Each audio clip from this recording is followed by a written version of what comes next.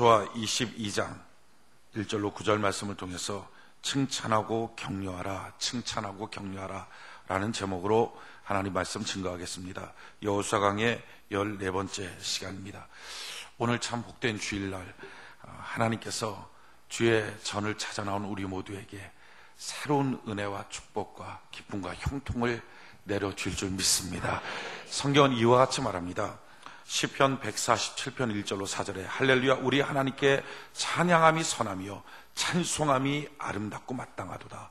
왜 찬송해야 되느냐? 2절 보니까 여호와께서 예루살렘을 세우시며, 그러니까 하나님이 하시는 사역 중에 제일 첫 번째 사역은 예루살렘을 세우시는 사역. 예루살렘이 뭡니까? 성전이 있었던 터전입니다. 그러니까 하나님이 하시는 사역 중에 제일 첫 번째 사역은 성전을 세우는구나, 교회를 세우는구나. 이게 하나님의 사역이에요. 그럼 그 성전과 교회를 세워서 뭐 하시는가? 여호와께서 예루살렘을 세우시며 이스라엘의 흩어진 자를 모으시고. 성전을 세우신 주님께서 하시는 일은 성도들을 모으시는 것이다. 성도들 한 사람 한 사람. 그러니까 오늘 여러분들이 온 게 그냥 내가 세종학교에 예배 시간 됐으니까 내가 가야지 하고 온 게 아니라, 사실 성경적인 관점에서, 영적인 관점에서 살펴보면 하나님께서 불러 모으신 것입니다. 할렐루야. 한 사람 한 사람을 지명해서 불러 모으신 것이다. 그러면 왜 불러 성전에 모으셨는가? 3절 보니까 상심한 자를 고치시며 저희의 상처를 싸매시는도다. 두 가지 때문에 고치시고 싸매시려고 오시게 한 거다. 우리가 이 땅에 살면서 상처 참 많이 받습니다. 상처받는 큰 내용을 보면 두 종류죠. 하나는 환경에서 상처받아요.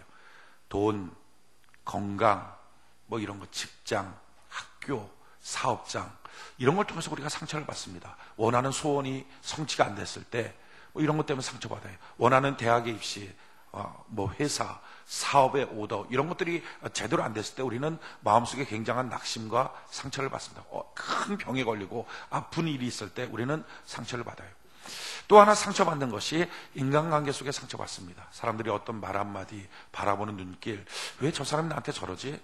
난 저 사람한테 특별히 잘못한 게 없는데 왜 저 사람은 나를 이렇게 안 좋게 보지? 하는 여러 가지 인간관계 속의 갈등, 어떤 때는 그러면 안 되지만 마음속에 나타나는 시기심, 질투, 교만, 미움, 뭐 이런 것들을 통해서, 어떤 때는 분노, 이런 것들을 통해서 상처를 받습니다. 그러니까 사람은 두 종류로 상처를 받아요. 하나는 환경을 통해서, 다른 하나는 인간관계 속에 상처를 받아요.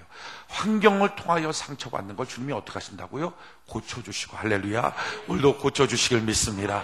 그래서 가난한 삶을 고쳐주시고, 부욕해 만들어주시고, 저주를 끊고 축복으로 고쳐주시고, 직장 문제, 인생 문제, 삶의 소원의 수많은 문제들을 하나님이 해결하여 고쳐주시고, 할렐루야, 주여 고쳐주시옵소서. 그래서 오늘 여러분들이 기도하는 모든 제목마다 하나님이 듣고 고쳐주시는 한량없는 하나님의 영광이 나타나길 바랍니다. 두 번째 뭐죠? 사람들과의 관계 속에 있는 아픔들이 있어요.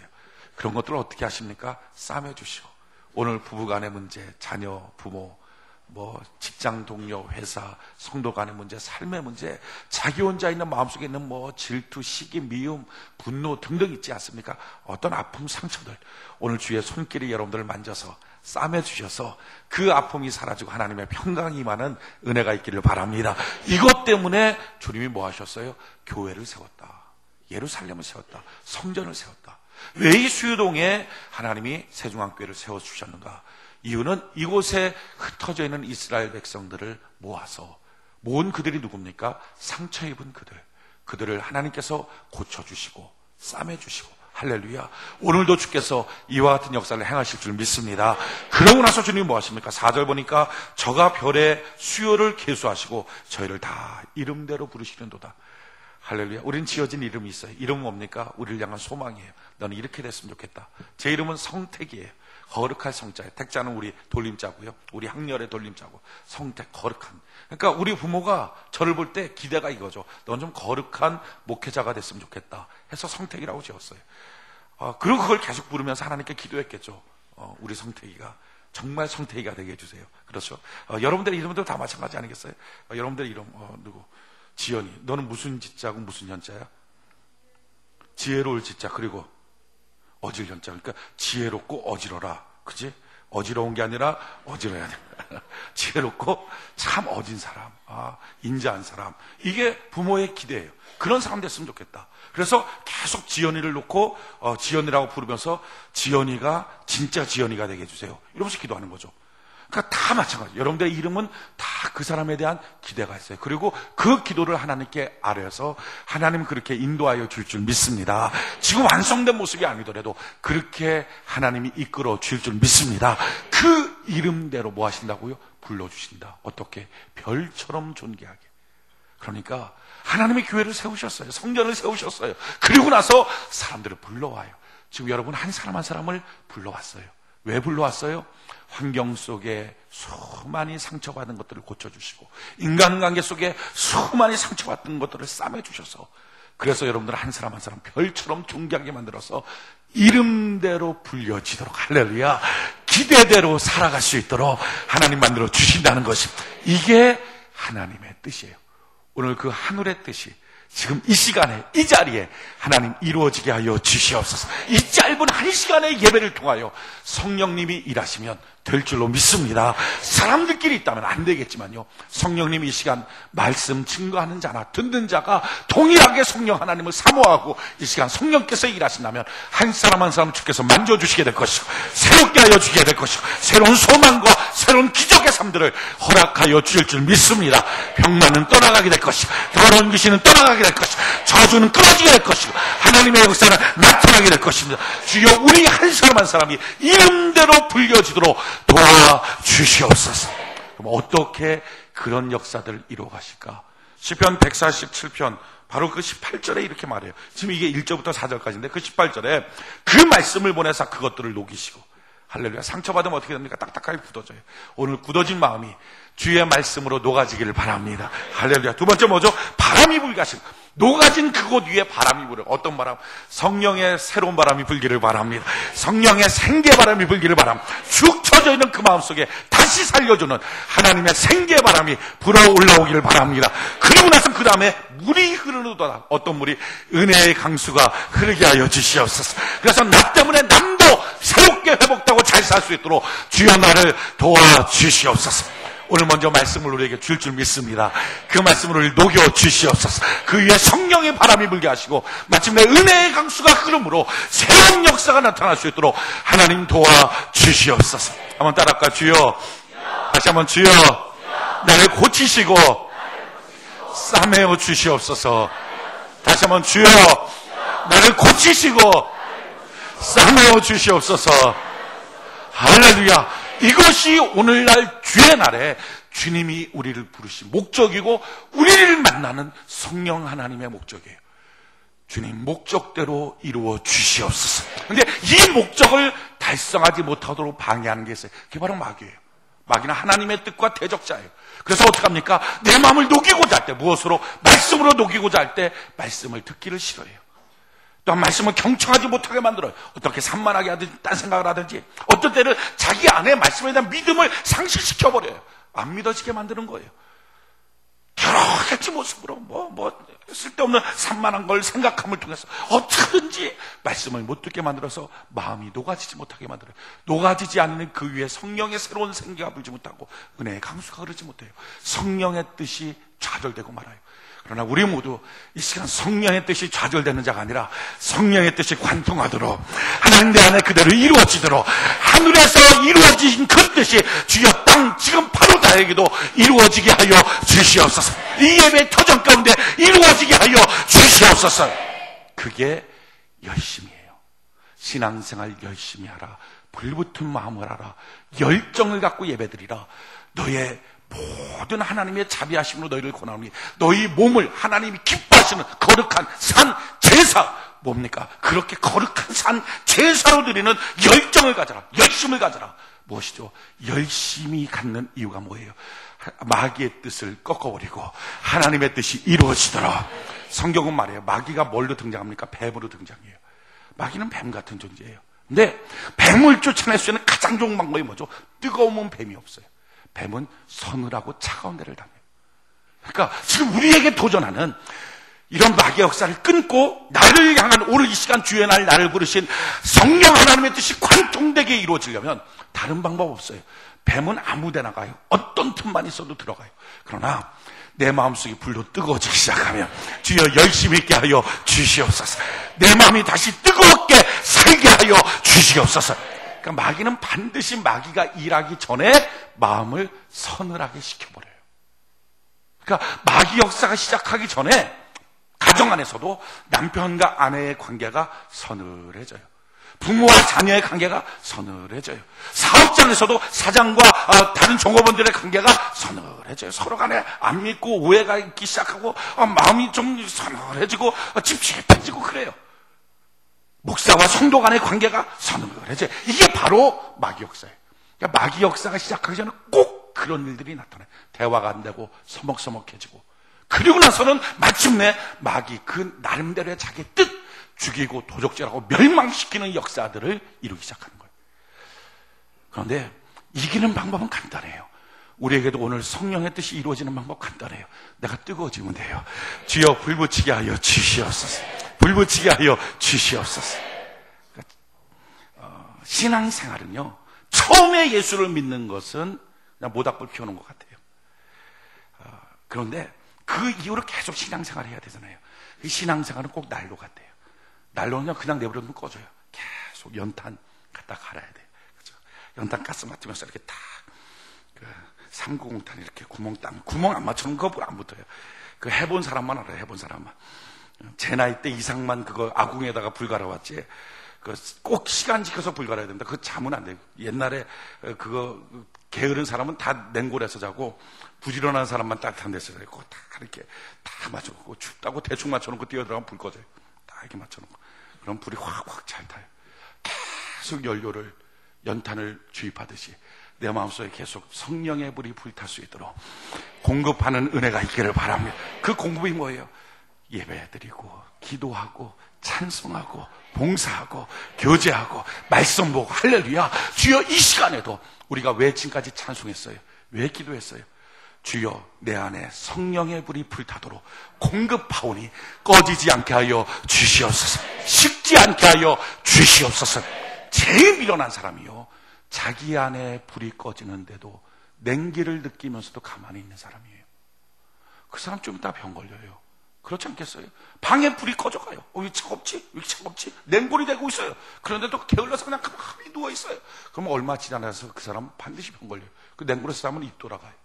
입 돌아가니까 삐죽삐죽거리고, 감기 걸리니까 콜록콜록거리면서 몸이 축 처져갖고 낙심되고 힘들다 그러고, 이게 영적인 상태예요. 차가워지기 시작합니까? 냉골이 돼갑니까? 정신 바짝 차리고 주여 불 피게 하여 주시옵소서. 불 피려면 그냥 꺼진 불 피려면 그냥 안 펴져요. 그냥 아무데나 그거 올려놓는다고 됩니까? 안 돼. 절대 안 돼. 번개탄에다 불 딱 붙여갖고 그거 막 이렇게 돌려야 돼요. 그거 해보신 분들만 알아요. 막 돌려갖고 불고, 그럼 온갖 가지 그 연기, 진짜 그런 매연 없어요. 그거 확 뒤집어 쓰고 그래갖고 막 이렇게 뜨거운데도 붙잡고서 불이 싹 타오르면 그걸 놓고 거기다가 연탄을 딱 놓는 거예요. 그래서 쓱 들어가면 안 돼. 그걸 지켜봐야 돼. 거기에 타오르나 안 타오르나. 여러분, 한 번 불 꺼지고 나면 붙이기 힘들어요. 그러나 붙이기 힘들어도 붙이는 은혜가 있기를 바랍니다. 그럴 때부터 새로운 역사는 나타나요. 하나님, 오늘 이 시간이 불 꺼졌다면 불 붙이는 시간 되게 하시고, 불이 켜졌다면 계속 공급되게 하셔서 더러운 마귀 역사 끝나게 하여 주시고, 하나님의 고치시고 싸매주시는 새로운 역사가 시작되게 하여 주시옵소서. 다시 한번 따라합시다. 주여. 다시 한번 주여. 자, 이걸 왜 따라가게 하느냐? 그냥 여러분들 설교를 들을 때는 다 똑같은 것 같아요. 그런데 따라해 봅시다. 주여 할 때 주여 이렇게 나오면 좀 불이 붙어있는 사람은 따라합시다. 주여 할 때 주여. 이게 뭔가 좀 약간 꺼진 거죠. 이게 별 관심이 없는 거예요. 따라합시다. 주여. 뭘 자꾸 시켜. 이거 완전히 꺼진 상태예요. 여러분들 스스로 판단하고 꺼져 있다면 불 붙이는 은혜가 있기를 바랍니다. 자, 따라합시다. 주여. 주여. 나를 고치시고 나를 싸매주옵소서. 할렐루야. 주님 오늘 고치시고 싸매주실 줄로 믿습니다. 마가복음 5장에 보면 12년 동안 혈류병 걸린 한 여인이 등장해요. 여러 의원들을 만나봤는데 고치질 못했어요. 얼마나 많은 상처가 되겠어요. 돈은 돈대로 나가고 몸대로 피곤하고. 더군다나 이 혈류병은요, 이스라엘 지역에서 혈류병이라는 것은, 그러니까 쉽게 말하면 여자가 계속 하혈하는 거예요. 계속 24시간 하혈하는 거예요. 그러니까 몸이 얼마나 힘들고 괴로워요. 그러니까 그 쉬고 누워 있어야 되는데 이스라엘은 참 이상해요. 이렇게 하혈하면 그 참 불쌍히 여겨줘야 되는데 그렇지 않아요. 집에서 쫓아내요. 그러니까 가족들하고 못 살아요. 남편하고 못 살아요. 성수에도 못 가고요. 예배 처소에도 못 가요. 회당에도 못 가요. 그러니까 한번 혈류병에 여자가 딱 걸리고 나면 동네에서 쫓겨나가는, 동네에서도 같이 못 살아요. 같은 우물, 같은 물을 못 써요. 동네 밖으로 나가야 돼요. 한 여자 참 불쌍하게 혈류병 걸렸어요. 그리고 나서 12년 동안 고치면 12년 동안 가족을 못 만났죠. 그러는 상태 속에 예수님에 대한 소식을 들었어요. 예수님은 병든 자를 고치고 죽은 자를 살리고 문제를 해결하신 분이다 하는 것을 들었어요. 그리고 자기 마음속에 믿음이 생겼어요. 야, 예수님 만나서 예수님의 옷깃만 만져도 나을 것 같다 하는 믿음이 생겼어요. 저는 여러분들의 가슴 속에 믿음이 생기길 바랍니다. 주님만 만나면 되겠다. 주님의 옷깃이라도 만지면 되겠다. 성전에 나와서 자리에 앉아서 기도만이라도 하면 내 가슴이 뻥 뚫리고 문제가 해결되겠다. 믿음이 있다면 믿음대로 해결될 줄 믿습니다. 믿음이에요. 그 여인이 지금 믿음이 생겼어요. 그 전에 얼마나 많은 사람들이 예수님 옷깃을 만졌겠어요. 근데 치료가 없었어요. 근데 믿음을 갖고 만졌더니 치료가 됐어요. 수많은 사람들이 앉아 있어도 믿음 갖고 앉아 있을 때 새로운 역사가 나타나게 될 줄로 믿습니다. 그러니까 왜 나는 안 됩니까? 좀 물어보고 싶어요. 믿음이 있는지. 어느 누구는 지금 그 자리에 앉기만 해도 하나님의 역사, 하나님의 치료, 하나님의 축복이 있을 거다 하는 믿음과 기대가 있고, 어떤 사람은 그냥 턱하니 앉아있고 앉아갖고 짜증 뭐 이것저것 차원이 같겠습니까? 그러니까 지금 이 여인은 옷깃만 만져도 나을 것 같다는 믿음이 있어요. 그 믿음 갖고 가서 마침 그 동네에 지금 주님이 지나가신다는 소식을 들었어요. 피 흘리는 몸이니까 얼마나 불편합니까? 요즘처럼 뭐 위생이나 뭐 이런 게 제대로 돼 있겠어요? 하나도 없으니까 빨리 걷지도 못하죠. 조금 이렇게 다리도 넓게 움직이지 못하면서 그렇게 종종 걸음을 가서 결국은 주님의 옷깃을 탁 만졌어요. 너무 놀라운 사실은요, 그 믿음대로 만지는 그 순간 피 흘리는 근원이 딱 멈춰버리고 할렐루야, 깨끗한 치유가 나타났어요. 오늘 믿음대로 하나님의 역사하여 줄 줄 믿습니다. 싹 치유가 됐어요. 얼마나 행복하고 얼마나 좋아요. 근데 지금 그 치유는 예수님과 자기만 알아요. 주변 누구도 몰라요. 그런 거 마음 푹 가서 만졌다는 이런 모르니까. 근데 딱 만졌고 병이 치료되는 그 순간 주님이 갑자기 딱 돌아보시면서 누가 내 옷 만졌다. 제자들이 말하는, 지금 예수님 2만 명이나 되는 사람이 주님 주변에서 지금 막 주님을 옹이하고 걸어가는데 옷깃 스치고 만지는 게 이게 대수로운 거지. 뭐가 그렇게 유별나다고 그 주님 옷깃 만졌다 그럽니까? 아니야, 내 능력 나갔어. 제자들이 그러죠. 아니, 지금까지 주님 능력 나간 게 한두 번입니까? 병든 자도 고치고, 뭐, 이런, 뭐, 묻는 병도 고치고, 안진병자, 뭐, 안진병이 일어나고, 소경도 뜨고, 수없이 능력이 나가는데, 뭘 능력 나간 게 대수라고 그러면, 아니야. 누가 있어? 하고 돌아보십니다. 근데 놀라운 것은요, 그 돌아보시는 주님의 눈길이 그 여인과 마주쳐요. 그 여인이 견디지 못하고 주님 발 앞에 엎드립니다. 그러나서 왜 그런 일들이 벌어졌는지를 쭉 설명을 해요. 성경이 그 과정을 지금 이렇게 설명하고 있어요. 마태복음 5장 33절에 여자가 제게 이루어진 일을 알고 두려워하여 떨며 와서 그 앞에 엎드려 모든 사실을 여짜온대. 다 엎드려서 주님 제가 왜 그랬냐면요, 왜 제가 주님 옷깃 만졌냐면요 하면서 자기 인생의 12년 동안의 스토리를 쭉 설명했을 거예요. 이 시간이 짧았을까요? 성경은 한 절이지만 절대 짧지 않을 거예요. 저도 상담해보면 압니다. 상담해볼 때, 목사님 뭐 이런 일 좋은 일 생겼어요. 저 기도해주세요. 그러면 그 상담은 굉장히 간단하니까, 좋은 일 상담은 굉장히, 아들 합격했어요. 딸 합격해서 시집 갔어요. 직장 취직했어요. 이건 별 할 말이 없어요. 그냥 뭐 간단하게 끝나요. 간단하게 어유 잘 됐네. 예, 감사해요. 그냥 가버려요. 근데 어느 게 기냐면은, 목사님, 제가 이 사람이랑 왜 결혼했냐 하면 말이요. 그럼 이제 끝난 거예요. 그걸로 이제 한 두세 시간 잡아야 돼요. 왜냐하면 결혼한 것부터 시작해서 펑펑 울다가 그래서 지금 마음이 참 아프지만 이혼하고 싶어요까지 나오려면 이 사람 만난 것부터 시작해서 그 사람이 그동안 겪은 일 다 해서 마지막까지 나와야 돼요. 얼마나 길어요. 그러니까 이 마음 상한 사람들, 그런 사람들 상담은요, 한도 끝도 없어요. 특히 마음 상한 여자는 피하는 게 상책이에요. 그 한 번 말 들어주기 시작하면 한도 끝도 없어요. 한 번 들어서 끝납니까? 한 번 들어서 절대 안 끝나요. 또 만나면 또 듣고, 또 만나면 또 듣고. 그러니까 뭐 정신 못 차리는 거예요. 근데 지금 이 여자는요, 12년 혈류병. 그러니까 지금 이 여자가 12년 혈류병 걸린 사이에 그 한이 얼마나 많겠어요. 마음에 상처가 많겠어요.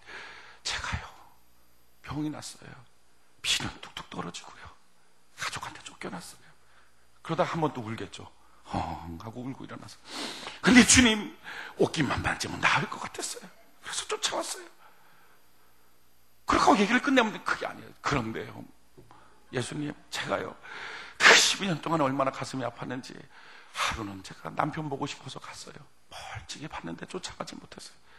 또 울고, 또 하루는 제가 제 아들 너무 보고 싶어서 갔어요. 가서 이제 멀찍이 집 앞을 보고 있는데 애가 뛰어노는 거예요. 애가 엄마 없다고 기죽어 있는 모습 같아갖고 쫓아가고 싶었는데 갈 수가 없었어요. 또 한 번 울고. 그래서 주님 옷깃 만져서 앞뒤 없는 말이 그냥 계속 왔다 갔다 12년 동안을 얘기하다니까 한 30분, 길면 1시간 좋게 얘기했을 것 같아요. 그걸 왜 시켰을까, 주님이? 그거예요. 그걸 왜 시켰을까?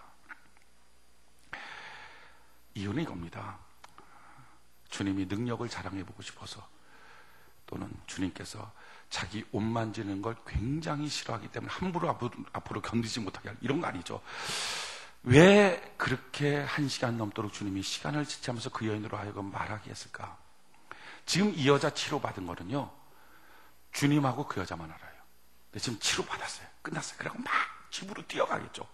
나 이제 났어, 여보, 내 병 났어. 얘들아, 나 이제 병 났어. 근데 문제는요, 아무도 몰라요, 병 낫는 거. 그죠? 아무도 몰라요. 자기 혼자 병 났다고 뛰어가는 거예요. 근데 병 났다고 뛰어오니까 가족들이 뭐라 그랬어요? 그냥 들어오라고 하면서도 뭔가 찝찝하겠죠. 저게 진짜 낫나? 그러다가 피만 한 번 흘리면, 이게 결정적으로 여자는 한 달에 한 번씩 흘리잖아요. 이렇게 왜 심각해져요? 아닌 것처럼. 남자들은 흐뭇한 미소를, 이거 뭐 하는 거지, 분위기가. 그러니까, 그러면, 야, 저거 병 안 났구나. 충분히 오해할 수 있는 거예요. 아무도 가족들이나 동네 사람들이나 받아들일 준비가 안 돼 있어요. 그러니까 그 여인이 와서 우물가에서 뭘 하면 동네 여인들이 다 떠나버리겠죠. 저 혈류병 전염되면 안 돼. 떠나버릴 거예요. 왜? 그 여자가 치료받았단 말이 그 여자 혼자 말이지, 뭐 누가 얘기해 준 게 아니에요. 그러니까 그 여자가 비록 그렇게 하고 돌아가지만 사람들한테는 대접을 하나도 못 받아요. 사람들과 가족들과 하나가 되지 못해요. 그러니까 예수님이 그 여인을 데려다 놓고 지금 말을 시킨 거니까, 말을 하니까 그 12년의 세월을 울면서 그 여인이 지금 말하고 있다니까 그 2만 명이나 되는 사람이 그 얘기를 다 들었겠죠. 좋은 얘기 같으면 사람들이 공감을 잘 못해요. 누가 뭐 잘됐다 뭐 잘됐다 그러면 얘기 들으면서 그래 감사하다 박수 쳐주고, 하지만 속으로 뭔가 좀 올라오는 게 있어요. 그래 넌 참 좋겠다 해서 올라와요. 그런데 슬픈 얘기, 안 좋은 얘기는요 다 공감을 해요. 누가 어떻대 막 울고 나면 그래 참 안 됐다 참 안 됐다. 그 여인이 그 얘기를 다 할 때 주변 사람들도 같이 훌쩍훌쩍 울었을지 몰라요. 아들 보고 싶었다 그럴 때 다 울었을지 몰라요. 그러다가 주님 옷깃 만져서 나음 받았다. 예수님이 그래 너 병 나았다 하는 얘기를 딱 들으면 어떻게 됩니까? 2만 명이나 되는 사람들이 다 증인이 되는 거예요. 맞아, 저 여인 병 나았어. 그러니까 그 소문이 가족에게도 들리고 동네 사람한테도 들리니까 뛰어가서 나 병 났다 그러면 이미 소문을 들었으니까 그 사람들이 정말 마음 열고 받아준 거예요. 뿐만 아니라 이 여인이 12년 동안 얼마나 고통스럽게 지냈을까를 느껴지니까 남편이나 자식들이 더 잘해주겠죠. 자, 병 낫겠어요. 이게 뭐죠? 주님은 고쳐주시고, 할렐루야. 또 한 가지 뭐죠? 병 난 것뿐만 아니라 이 여인의 인간관계까지 회복시켜 주셨어요. 뭐 했어요? 주님이 싸매주시고, 할렐루야. 고쳐주시고 싸매주시고. 참 세밀하신 주님, 내 인생에도 고쳐주시고 싸매 주시옵소서. 여러분들의 인생에도 고쳐주시고 싸매 주시옵소서. 더 놀라운 사실은 이거예요. 그 고쳐주시고 싸매 주시는 이 과정이 동떨어진 하나의 과정이 아니었어요. 사실은 이 내용은요, 한 사건의 중간에 액자처럼 끼어든 사건이었어요. 그 어떤 사건이냐면은 야이로 회당장이라는 사람이 있었어요. 지금 그 사람은 자기 딸이 병들어 죽게 됐어요.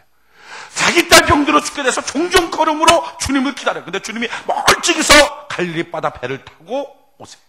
오시자마자 그 주님 앞에 쫓아가서 주님, 내 딸 죽게 됐어요. 가서 머리에 손 얹어서 낫게 해주세요. 그렇게 하고 주님 모시고 가는 거예요. 그 주님 모시고 가는 그 와중에 이제 어떻게 할까요? 이제 성경에 보면 그 내용을 이렇게 설명해요. 얼마나 야이로 회당장의 마음이 간절했는지 마가복음 5장 22절로 24절을 보니까 회당장 중 하나인 야이로라 하는 이가 와서 예수를 보고 발 아래 엎드려. 자, 회당장은 예수님과 반대편에 있는 사람이에요. 예수님과 같은 쪽에 있었던 사람 주로 세리, 창녀 뭐 이런 사람들, 그냥 뭐 이렇게 아마르지라 그래서 뭐 이렇게 농부 이런 사람들이 예수님과 같이 있었던 사람들이고, 예수님 반대쪽에 있는 게 서기관, 뭐 바리새인, 뭐 사두개인, 헤롯 당원, 회당장 이런 사람들은 예수님 반대쪽에 그 당시 지도자들. 그러니까 지금 회당장 중에 하나인 야이로란 말은 예수님과 반대편에 서 있었던 사람이란 거예요. 그러니까 예수님 별로 안 좋아했어요. 예수님 별로 안 믿었어요. 그런 사람이 자기 딸 병들어 죽게 되는 큰 사건 앞에 어쩔 수 없이 주님이 살려줄 수밖에 없다. 의연도 손 놓아버리니까 주님께로 달려나왔어요. 이걸 통해 깨닫게 되는 것, 우리 인생의 불행이 꼭 불행만이 아닌 것은 그것 때문에 예수님 만나고 그것 때문에 예수님의 복을 받으면 기적의 주인공, 축복의 주인공이 되는 문이 되는 줄 믿습니다. 그러기에 여러분들의 인생의 불행을 불행으로만 여기지 말고 그걸 통하여 주님 만나는 은혜가 있기를 바랍니다. 그것 좀 찾아서 어떡합니까? 이렇게 말해요. 23절 보니까 많이 간구하여 가로되 내 어린 딸이 죽게 됐습니다. 조금 기도한 게 아니에요. 많이 기도했어요. 전 여러분들이 하나님께 많이 기도하시길 바랍니다. 어떤 사람은 그냥 간단하게 기도하고 끝나요. 아니요. 주님이 보고 계신다는 거죠. 그 사람의 문제를 해결해 주기 위해서 이 사람 지금 많이 기도하는지 조금 기도하는지, 열심히 기도하는지 아닌지, 열심히 신앙생활하는지 아닌지를 주님이 보고 있다는 거예요. 그런 것을 어떻게 합니까? 이에 주님이 고쳐주기 위하여 걸어갑니다. 지금 야이로 회당장은 마음이 이렇겠죠. 주님이 이제 가시니까 이제 됐다. 주님이 가서 내 어린 딸 머리에 손만 얹어주면 내 어린 딸 병 낫는다. 주님 빨리 가세요. 주님 빨리 가세요. 그러면서 잘 지금 염려하고 있는 게 뭘까요? 혹시 주님이 도착하기 전에 자기 딸 죽을까 봐. 자기가 지금 집에서 나올 때 그 딸의 숨이 헐떡헐떡 하는 걸 보고 나왔어요. 혹시 주님 오시기 전에 자기 딸 죽을까 봐. 주님 어서 가세요. 어서 가세요. 지금 그렇게 앞에서 가는데 자기 마음은 너무 급한데 주님 발걸음은 너무 천천히 가는 것 같아요. 그러다가 마침내 주님께서 큰 뭐 일이 벌어진 거예요. 누가 뭐 갑자기 느닷없이 주님이 옷깃 만졌다. 누구냐 나와라. 그런데 느닷없이 12년 혈병 걸린 여자가 튀어나오더니 그냥 30분 1시간을 거기서 무릎 꿇고 뭐 울면서 통곡하고, 주변 사람들 다 좋아하고 그러냐고 박수치고 하나님의 영광이라고. 그런데 야이로 회당장만큼은요 마음이 편하지 않는 거예요. 자기가 생각할 때 12년 혈병 걸린 여자는 자기 딸에 비하면 3발의 피예요. 자기 딸은 지금 죽게 된 거고요. 12년 혈병, 병이 참 골치 아프지만 죽을 병은 아니에요. 그러면 오늘 저녁이든지 아니면 뭐 내일 아침이든지 그때 가서 치료받으면 되는 거예요. 왜 꼭 자기 딸 지금 너무 급하게 숨 넘어가는 그 시간에 모시고 가는데 중간에 끼어들어서, 그래 병 나으면 좋아, 병 나은 것까지 상관없다 그래. 그런데 왜 주님은 그걸 또 데려다 놓고 거기서 30분 1시간 말하게 만들어서 이 바쁜 시간 보낼까? 얼마나 조급할까요? 그렇게 막 천정 하면서 자기의 최고의 염려는 뭐예요? 이러다가 내 딸 죽으면 다 끝인데. 근데 놀라운 것은요, 딱 그렇게 하고 있을 때 정말 자기가 불행하다고 여기는 거, 불안하다고 여기는 게 꼭 와요. 집에서부터 사람이 왔어요. 그리고 말하는 거예요. 당신 딸이 죽었습니다. 더 이상 선생님 괴롭게 모시고 오지 마십시오. 다른 사람들은 다 좋아해요. 다른 사람들 이 12년 동안 혈병 걸린 여자 치료받았다고 다 기뻐해요. 그런데 자기 마음은 뭐예요? 자기 딸 죽었다는 거죠. 근데 그 말을 듣자마자 예수님이 바로 옆에 서서 이렇게 말합니다. 제가 그 부분을 성경을 읽어드릴게요. 마태복음 5장 35절에 아직 말씀하실 때 회당장의 집에서 사람들이 와서 가로되 당신의 딸이 죽었나이다. 어찌하여 선생을 더 괴롭게 하나이까? 그랬더니 뭐라고 말해요? 예수께서 바로 이어서 예수께서 그 하는 말을 곁에서 들으시고 회당장에게 이르시되 두려워 말고 믿기만 하라 하시니 할렐루야. 두려워 말고 믿기만 하라. 자, 지금 여러분들은 아멘 그랬어요. 근데 야이로의 입장을 한번 돌아가 보자고요. 지금 야이로가 어떻게 된 거예요? 자기 딸 지금 숨 넘어가는 거 보고 쫓아나서 자기가 별로 예수님 좋아했던 사람 아니에요. 예수님 그렇게 믿었던 사람 아니고 예수님과 반대편에 있던 사람인데 너무 급하니까 예수님 지푸라기라도 잡는 심정으로 쫓아나온 거예요. 그래서 막 절하면서 그 발 앞에 울고 그래서 결국은 주님 그래 가자 하고 가는 거예요. 자기는 너무 급한데 주님은 너무 천천히 와요. 그것만 해도 마음이 막 너무 안 좋은데 순간에 느닷없이 혈병 걸린 여인 나와서 30분 1시간 보내는 거예요. 얼마나 주님이 미울까요? 얼마나 그 순간에 상처받는 시간일까요? 왜 다른 사람은 다 잘 되는데 내 인생만 꼬이나? 이런 느낌 왜 안 들까요? 근데 그런 상황에서 만약에 예수님께서 딸 죽었다 했는데 두려워 말고 믿기만 하라. 그럼 어떨 것 같아요? 뭘 믿냐고 지금 와서. 병들어 살아있을 때나 믿는 거지. 다 죽었어. 이제 송장 치러는데 뭘 믿냐고 주님. 그러니까 그 전에 빨리라도 가야지. 왜 괜히 시간 끌고 이래서 남의 인생 이렇게 다 망쳐놨냐고 하지 않겠어요? 그게 본능적인 대답일 거예요. 근데 놀라운 것은요, 이 믿음 없는 야이로가 두려워 말고 믿기만 하라 그럴 때 그 예수님의 말을 믿고 네, 저는 믿습니다 하고 쫓아가는 거예요. 그리고 정말 가서 어떡합니까? 예수님께서 뭐 더러운 신아 떠나가라, 병든 자는 일어나라, 죽었던 자 살아라 외친 것도 아니에요. 가고서 달리다굼, 손잡고 이렇게 했어요. 달리다굼이라는 말은 그 아람어 방언인데 엄마가 아이들 학교 보낼 때 아침에 야 빨리 일어나서 학교 가야지, 밥 먹고 가. 똑같은 거예요. 얘 왜 자고 있어? 있나? 그게 달리다굼. 그 있나고 난 다음에 뭐 합니까? 얘 밥 좀 먹여요. 아침밥 먹여요. 학교 보내야지. 지금 그거예요. 너무 쉽게 일으켜버리는 거예요. 야, 어떻게 이게 가능할까? 믿음 좋은 야이로도 아니고 믿음이 별로 안 좋았던 야이로인데 어떻게 그가 그 딸이 죽은 상황에서 두려워 말고 믿기만 하는 그 말이 진짜 믿어졌을까? 이유는 이것입니다. 예수님의 말 한마디가 그의 심장을 때린 거예요. 예수님이 뭐라고 말을 했냐면 이거예요. 지금 야이로의 머릿속에는 온통 주님 모시고 가면서 다른 거 없어요. 자기 죽은 자기 딸 병 나야 된다. 자기 딸 온통 생각이 자기 딸 하나에 꽉 머릿속에 자기 딸 차있어요. 근데 그렇게 모시고 가다가 혈병 걸린 여자 만났어요. 만나고 난 다음에 예수님께서 그 얘기를 다 들어주고 난 다음에 마지막에 주님이 이렇게 말씀하세요. 그 혈병 걸린 여자한테 마가복음 5장 34절에 예수께서 가라사대 딸아 내 믿음이 너를 구원하였으니 평안히 가라. 내 병에서 놓여 건강할지어다. 그 순간에 이 야이로의 심장이 팍 터져버린 것 같은 거예요. 뭐냐면은 딸아 이 말을 들은 거예요. 자기의 관심은 오직 자기 병들어 죽어가는 딸밖에 없어요. 그래서 하나님의 아들 예수님 모셔가면 날 것 같은 거예요. 근데 그 예수님이 12년 혈병 걸린 여자, 지금 자기 입장에서 그 여자는요 방해물이에요. 자기 생 막는 여자예요. 그렇게만 여겼는데 주님은 그렇게 안 보고 뭐라고 말해요? 딸아. 이야, 주님에게는 그 여자도 나의 어린 딸도 같은 딸이구나. 내가 너무 좁게 살았구나. 내가 너무 나만 보고 살았구나. 그 예수님의 음성 앞에 마음이 확 넓어졌어요. 마음이 넓어지니까 어떻게 되죠? 자기 딸에 대한 문제가 그동안 마음이 좁을 때는 온통 그 딸, 마음속에 딸밖에 없어요. 꽉 찼어요. 근데 마음이 쫙 넓어지니까 자기 딸에 대한 문제가 그 비교적으로 딱 작아 보이죠. 마음이 워낙 넓어지니까 나머지 공간은 텅 빈 것처럼 작아 보여요. 작아 보이니까 믿어지는 거예요. 자, 보십시오. 많은 사람들이 나는 그게 안 믿어져요. 근데 왜 안 믿어지는지 아십니까? 너무 크게 여기면 안 믿어져요. 절박해서 믿는 게 아니더라고요. 해서 믿는 게 아니라 자기가 봤을 때 쉽게 보이면 믿어지고요, 안 쉽게 보이면 안 믿어져요. 예를 들어볼게요. 어떤 사람들 안수 받으러 오면 참 신기한 사람들 많은데, 제일 잘 믿는 사람, 소리 크게 내는 사람, 이런 사람들 주로 어떤 사람은 감기 걸린 사람들이에요. 감기 걸린 사람 꼭 안수 받으러 오면 한 손에 약봉지 하나를 딱 들고 와요. 목사님 감기 걸렸어요. 목 아프고요, 막 머리 찌끈찌끈해.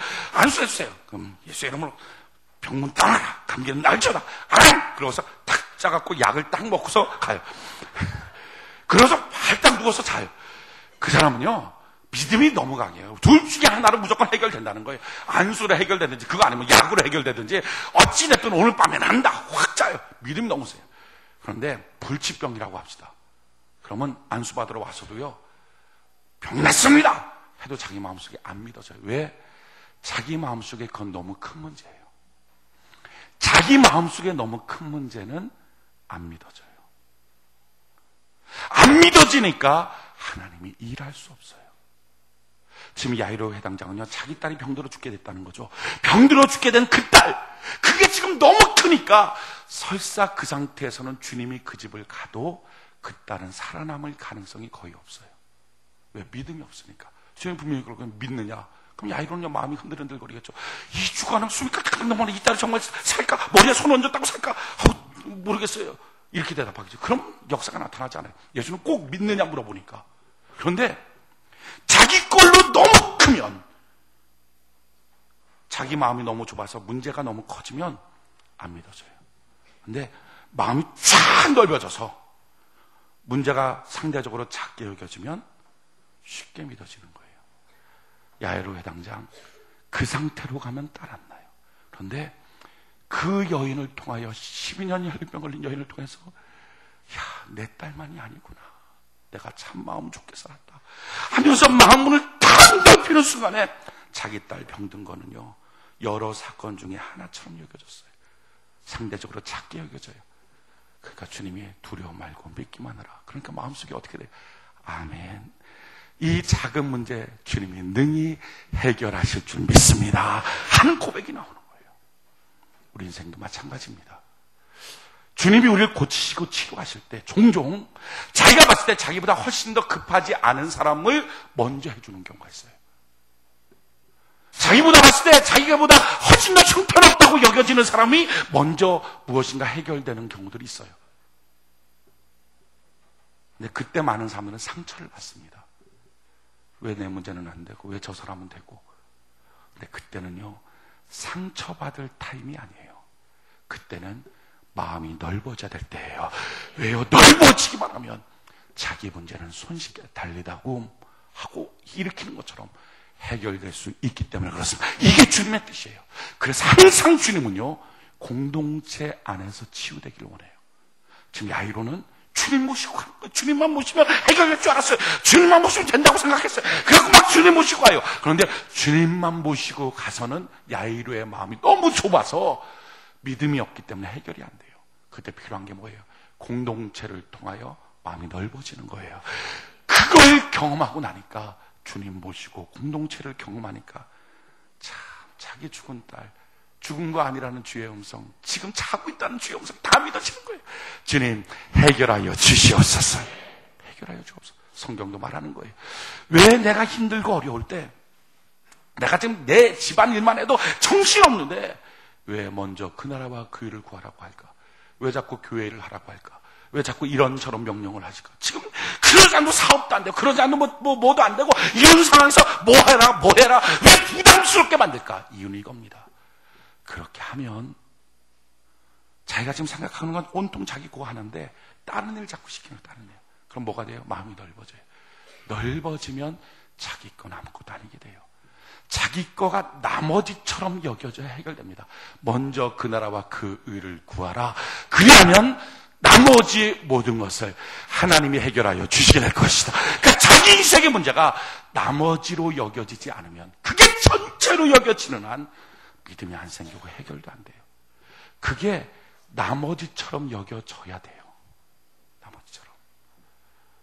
그게 공동체예요. 그래서 하나님의 공동체를 주신 이유가 넓어지라고 주신 거예요. 왜 결혼하죠?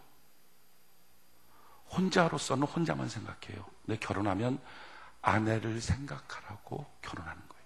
남편을 생각하라고 결혼하는 거예요. 그렇게 생각하게 되면 사람이 넓어져서요, 자기에게 닥쳐온 문제를 쉽게 해결해요. 아내 혼자, 남편 혼자 할 때는 쉽게 무너지는데요, 부부가 서로의 넓은 마음을 갖고 있으면 웬만한 문제는 더 쉽게 해결합니다. 왜? 마음이 넓어져서 믿음이 강해져서 그래요. 부부가 합심해서 기도하면 하나님의 역사가 더 쉽게 나타나기 시작하는 거예요. 왜? 마음이 넓어져서 믿음이 강해져서. 왜 자식을 낳습니까?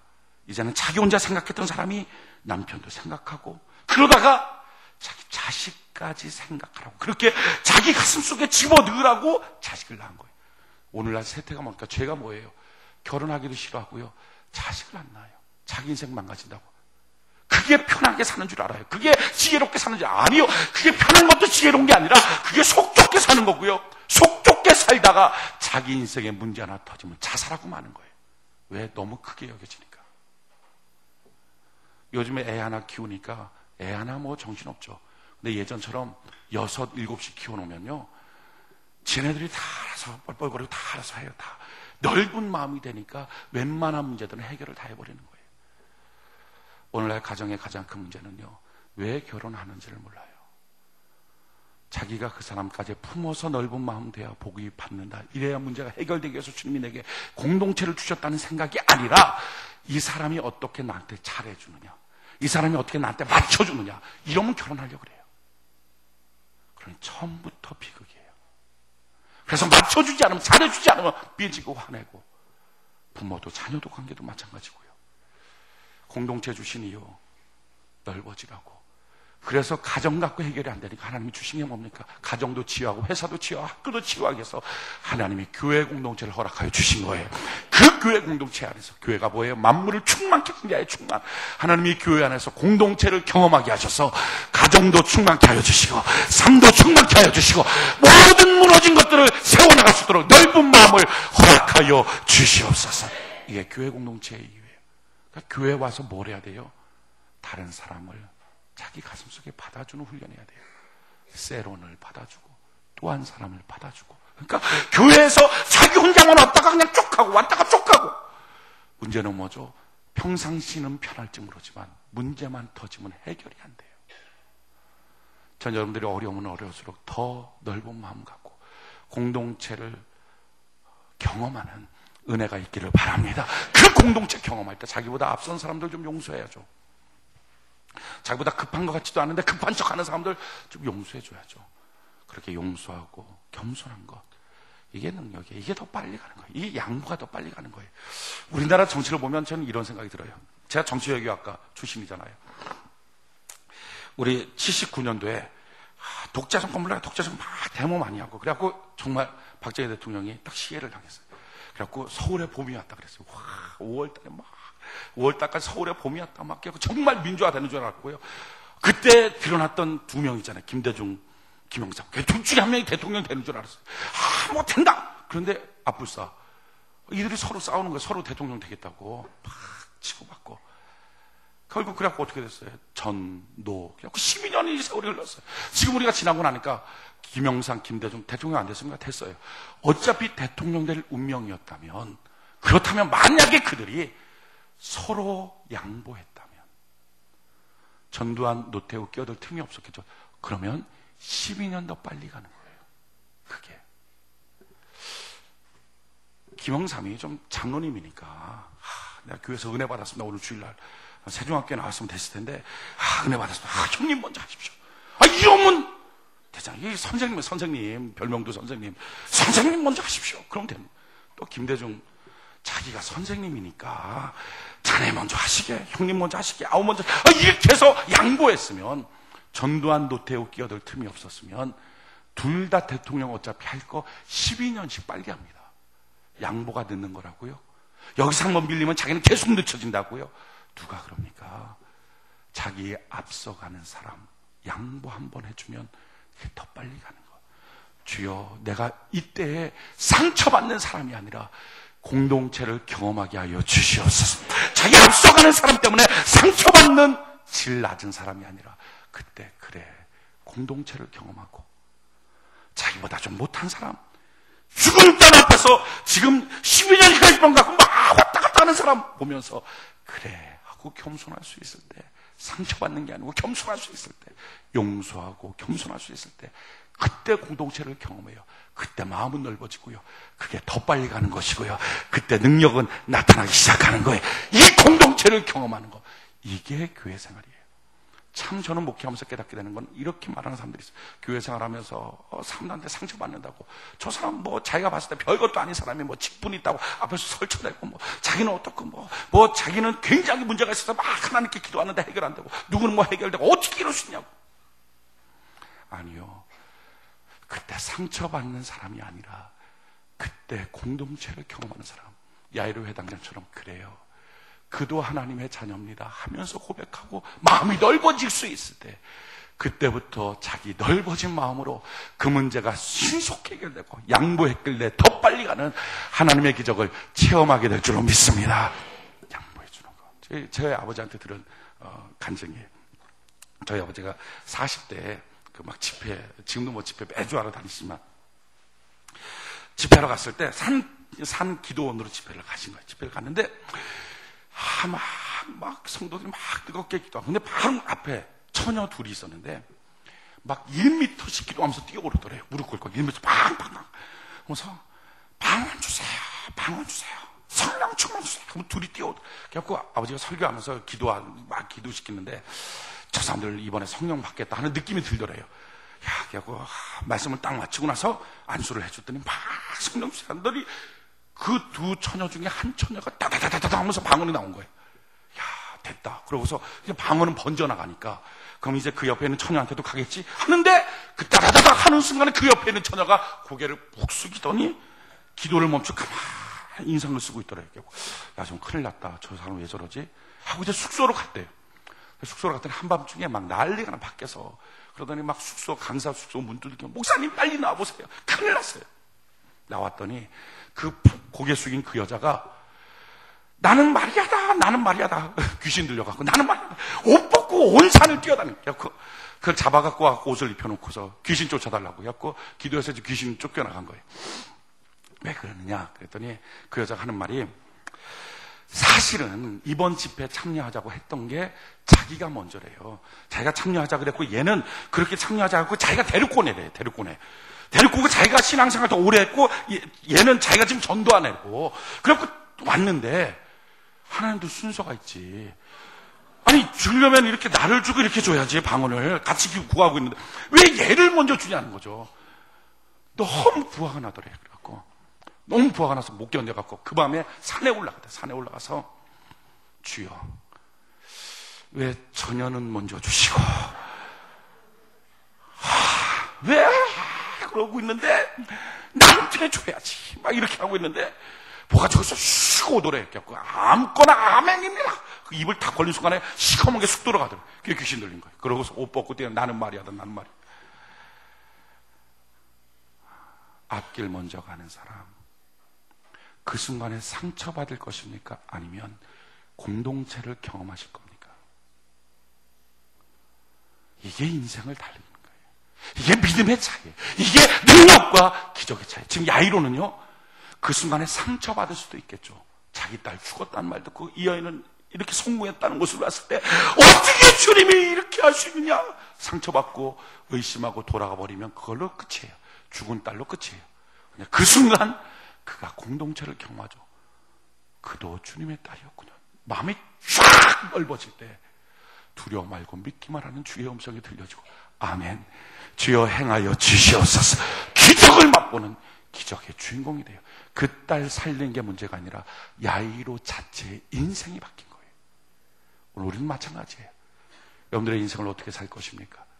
우리는 상처받아야 될 때 상처받는 자가 아니라 공동체를 경험하는 은혜의 백성 되기를 바랍니다. 그렇다면 공동체를 어떻게 경험할까? 우리 간단하게 공동체 경험하는 원리를 좀 보기를 바라요. 지금 오늘 여호수아 22장의 이 사건은 이스라엘 백성들이 지금 7년 동안의 가나안 정복 전쟁이 다 맞춰졌어요. 다 맞춰지고 난 다음에 가장 선봉에 서서 앞장서서 싸웠던 르벤, 갓집파, 므낫세 이 세 지파를 불러다 놓고, 이제 너희 땅으로 돌아가도 된다라고 라고 설명하며 같은 공동체를 경험하고 참 너희 때문에 행복했다. 너희가 있어서 너무 좋았다. 너희 때문에 우리가 성공할 수 있었다. 서로 말하면서 축복해주는 광경이 오늘 나와 있어요. 이 광경을 통해서 이스라엘은 또 다른 하나의 공동체로 승화되기 시작해요. 어떻게 공동체를 경험할까? 지금 여호수아가 이 세 지파에 했던 게 네 가지예요. 그 네 가지가 우리에게도 꼭 필요해요. 제일 처음에 칭찬하는 거예요. 2절. 여호수아 22장 2절.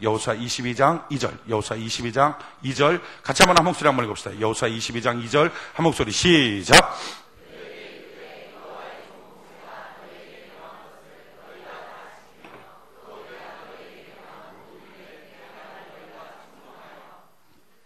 제일 처음에 칭찬한 게 뭐죠? 야, 너희가 모세 때나 지금 내 여호수아 때나 참 말 잘 듣는다. 참 청종 잘한다. 이거 칭찬해 주는 거예요. 두 번째 칭찬한 게 뭡니까? 3절 같이 한 목소리 시작. 오늘날까지 날이 오래도록 너희가 너의 형제를 떠나지 아니하고. 두 번째 뭐예요? 야, 참 너가 처음 결심한 거 갖고 끝까지 떠나지 않고 옆에 있어준 거 이게 참 감사하다 하면서 칭찬했어요. 세 번째 칭찬한 게 뭐죠? 오직서부터 시작. 오직 너희 하나님 여호와의 명하신 그 책임을 지켜. 너가 참 책임 완수 잘했다 하고 칭찬해 줬어요. 이 칭찬한 것이 공동체를 이루는 핵심이었어요. 여러분 가정 안에서도 공동체가 어떻게 이루어집니까? 바로 이것 때문에 이루어져요. 칭찬하는 것. 남편이 아내 칭찬해야죠. 밥 갖고 오면 밥 달라고 하는 말을 잘 들어주신 부인님이 너무 감사하고, 한 번 챙겨주고 도망가도 되는 걸 지금까지 살아주며 밥을 챙겨주시는 부인님이 너무 감사하고, 끝까지 밥을 챙겨주시는 책임감을 완수하시는 분이 너무 감사하니까 고마워요 여보 하고 칭찬해줘야죠. 다가와! 질 낮은 인간. 배고플 때 상처를 경험할 것인가, 공동체를 경험할 것인가? 칭찬하는 게 공동체를 경험하는 거예요. 칭찬하는 게. 남편한테도 마찬가지겠죠. 남편이 딴전 안 피고 꼬박꼬박 집에 들어와주는 남편이 너무 고맙고, 왔다가 도망가고 팽개치고 이런 게 아니라 그냥 잘 와주는 게 너무 감사하고, 그리고 월급도 받아갖고 와갖고 부인 주겠다고 그렇게 갖고 책임 완수하는 게 너무 감사하니까, 아이고 우리 당신밖에 없어요 하고 칭찬해줘야죠. 이거 갖고 살아? 이거 갖고 한 달 살아? 조각 맨날 쥐꼬리만 하는 거 주고서 큰 소리는 얼마나 상처가 되겠어요. 그 순간 칭찬이 공동체를 경험하는 건데, 칭찬이. 오늘 저는 여러분들이 목사를 많이 칭찬해 주기를 바랍니다. 착공 예배까지 끌고 오시는 목사 박수 막 이렇게 하고, 또 앞으로 이제 성전이 입당할 때까지 잘해주세요 막 이렇게. 마찬가지죠. 목사도 성도들을 칭찬해 주고, 자 지금까지 안 떠나고 이렇게 예배 드리는 게 얼마나 감사해요. 그죠? 삐죽삐죽 거리고 떠나지 않고 감사해요. 예배 잘 드리고, 뭐 말 잘 듣고 있는 것 같기는 하고 책임 완수를 그건 잘 모르겠지만 아무튼 뭐 잘하는 것 같고, 칭찬. 그때 뭐가 돼요? 공동체가 경험돼요. 이것밖에 못다 하면 상처가 되죠. 그때 감사합니다 하면 공동체가 경험돼요. 저놈들이 칭찬할 수 있는 은혜가 있기를 바랍니다. 먼저 교회 안에서부터 그 훈련하십시오. 그러면서 그것을 가정으로 끌고 가십시오. 그래서 가정도 복된 가정, 공동체가 경험되는 축복의 가정을 만드는 은혜가 있기를 바랍니다. 이게 칭찬하고 칭찬만 하지 않았어요. 그 다음에 뭐랍니까? 권면을 해요. 뭐라고 권면합니까? 5절 22장 5절 22장 5절 같이 한 목소리 시작. 크게 삼가 여호와의 종 모세가 너희에게 명한 명령과 율법을 행하여 너희 하나님 여호와를 사랑하고 그 모든 길로 행하며 그 계명을 지켜 그에게 친근히 하고 너희의 마음을 다하며 성품을 다하여 그를 섬길지니라. 칭찬만 해서는 안 되죠. 권면이 있어야죠. 그래야지 성량이 있어요. 뭐라고 하면까 제일 처음에 모세가 너희에게 명한 명령 율법 다 지켜서 주를 사랑하라. 주님 더욱 사랑하는 은혜가 있기를 바랍니다. 주님 사랑하는 마음. 두 번째 뭐가 있죠? 모든 길로 행하여 그에게 친근히 하라. 주님을 더 가깝게 여기십시오. 주님 쫙 달라붙으십시오. 파주 지역에 있는 분들은요, 이 수유성전 나오는 걸 막 기뻐하십시오. 어떡하든 건수를 만들어서라도 막 오십시오. 마찬가지예요. 나중에 우리가 파주를 이사하잖아요. 그러고 나면 여기 수유동에도 또 미아동에도 성도님들이 있겠죠. 다 가면 안 돼요. 있어야 돼요. 거기 다 가면 뭐 그냥 교화, 통일동산 맨날 거기 똘똘똘 뭉쳐갖고. 그거 다 합쳐봤자 50만 안 돼요. 여기저기 떨어져 있어야지 막 전도해갖고, 우리가 기도하는 대로 50만이 될 줄로 믿습니다. 그러니까 여기 있어야 돼요. 근데 있는 사람들은 어떡합니까? 의무적으로 가는 게 아니라 건수를 만드는 거예요. 가야 돼, 건수. 가야 돼, 건수. 그러니까 오늘 하는 일 다 안 마치고 내일 또 하도록, 막, 내일 또 하도록. 그러니까, 안 좋은 게 뭐죠? 그냥 하루에 간 김에 그냥 싹 끝내버리려고. 그러다가 하나 못하고 왔으면 안절부절하면서 그걸 말을 해야지 또 가냐고. 그러면 안 돼. 건수를 자꾸 만들. 그게 친근히 하는 거. 그게 신앙이에요. 저는 여러분들이 좀 더 주의 성전을, 주의 일을 친근히 하는 은혜가 있기를 바랍니다. 그 다음에 뭘 해야 돼요? 섬길지어다. 주를 위해 봉사하십시오. 잘하십시오. 그러면 자라나기 시작해요. 공동체도 그냥 있으면 안 되죠. 더 큰 문제가 다가올 때 이길 수 있도록 여러분들 믿음이 더 자라날 수 있는 은혜가 있기를 바랍니다. 그 다음에 뭘 합니까? 그 다음에는 축복했어요. 6절. 22장 6절. 같이 한 목소리 시작. 여호수아가 그들에게 축복하여 보내매 그들이 자기 장막으로 갔더라. 그래요. 축복했어요. 축복이 얼마나 힘이 있는지 성경은 이렇게 말해요. 민수기 6장 27절에 그들은 이같이 내 이름으로 이스라엘 자손에게 축복할지니 내가 그들에게 복을 주리라. 우리가 복된 말을 하면 하나님이 들으시고 그대로 시행하여 주실 줄 믿습니다. 그래서 아무것도 볼품없는 아버지라도 자기 자녀들을 품고서 축복해 주세요. 그럼 그 아버지 때문이 아니라 복의 말 때문에 하나님이 그 가정에 복을 줄 줄 믿습니다. 어머니가 품고 기도해 보세요. 축복해 주세요. 그러면 그 어머니 때문이 아니라 그의 말 때문에 하나님의 복이 임하게 될 줄 믿습니다. 성도 간에 서로 복을 빌어주는 것. 이럴 때 공동체가 경험돼요. 마지막 공동체 어떻게 경험합니까? 잘 나누어 주는 거예요. 8절. 같이 한 목소리. 22장 8절 한 목소리 시작.